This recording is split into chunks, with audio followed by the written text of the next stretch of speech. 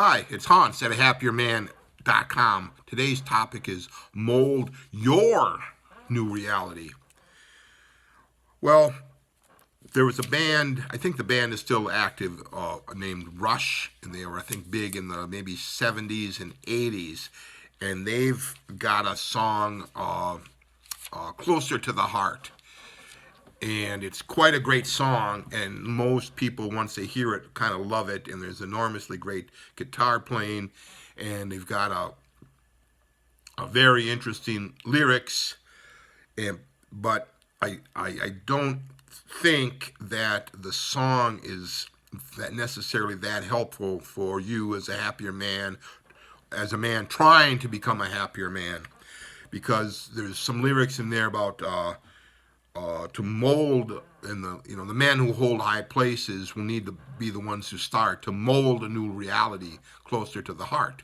Well, and then they, in the video, they've got the images of the leaders of the world at that time, the presidents, various presidents and various leaders from around the world. And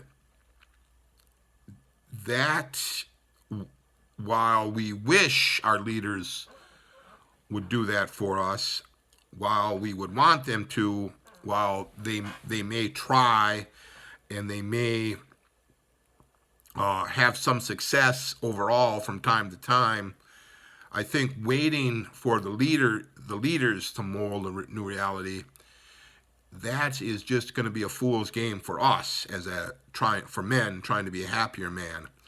Now, it'd be great if they would. Maybe overall, they would be great. I'm not saying they shouldn't try, but I'm saying for you as a man trying to become happier, you need to mold your new reality. You would do what you need to do to make your life better. And a lot of that will be helping the people around you have a better life.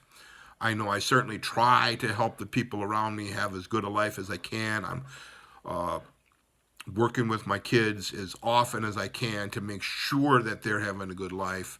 My mom, my friends, other members of the family, trying to look out for them to help them have a better, more abundant, peaceful, harmonious, wonderful life. But it starts with me, right? I need that great life too. And I'm trying to mold my new reality to match my concept of myself, that as a happier man. And then there are certain elements, things that I love, that I try to put into my life to improve it.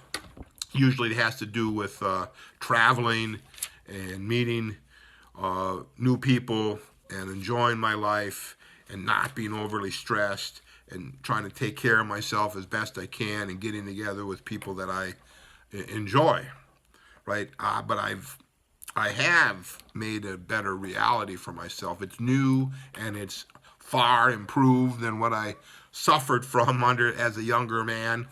And truthfully, I did my share of suffering. I kind of detailed a major suffering out in my book, Leave Your Wife and Become a Happier Man with the 3-Step System, and that's available on the happierman.com website. And then there's some links down below. If you're suffering with a bad wife, you might want to check that out.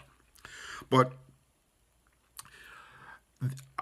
I did the bulk of the changing, and certainly I did reach out to some key people to help me, some family and friends that were enormously helpful in this process. My dad was, let's say, the main person to help me, and you'll find that there's probably somebody in your life that can really help you. And my friends helped me, my other members of the family, and some key folks along the way. And some of the folks that helped me a lot, I paid them to help me, right? For some coaching, for some guidance, for some books and materials and information.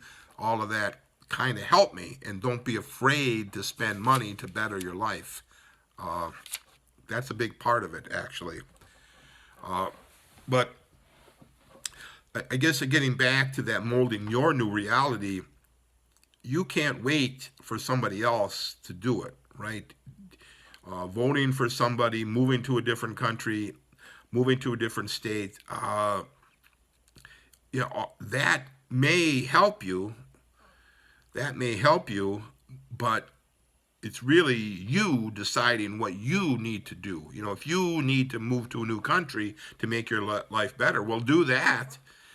If you need to move to a different state, different city, different part of the city you're in, do that. New jobs, leaving wives, finding a wife, right? There's many different aspects to mold your mold your new reality to something better. Are you harboring grudges against people?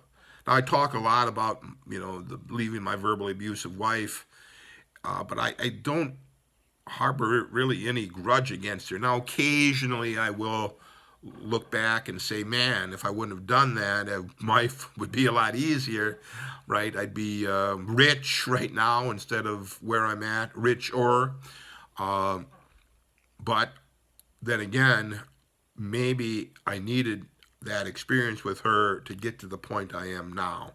So I don't think it's healthy to harbor grudges. Certainly, if there's somebody in your life that does you harm, and every time you get together with them, they're going to do you harm, well, then, yeah, maybe you should have a grudge against them and avoid them. But the getting back to the reality, you're here where you want to be. You have a higher concept of yourself that you'd like to go. Well, then what do you do? What do you do yourself to move yourself up? Right?